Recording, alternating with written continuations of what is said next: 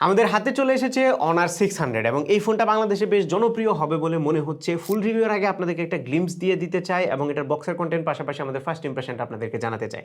So এই বক্সটার ভিতরে ফোনের পাশাপাশি আপনারা একটা ট্রান্সপারেন্ট কেস পেয়ে যাবেন, একটা 80 ওয়াটের চার্জার আছে এবং ইউএসবি A to C কেবল। সেই সাথে বক্সে আছে সিম ইজেক্টর পিন এবং কিছু পেপারস।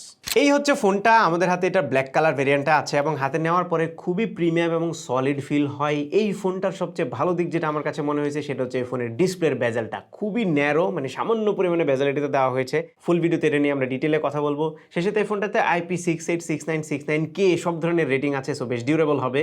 এই ফোনটাতে Qualcomm Snapdragon 7 Gen 4 processor use করা হয়েছে এবং এটাতে 7000 mAh এর ম্যাসিভ ব্যাটারিও দেওয়া হয়েছে।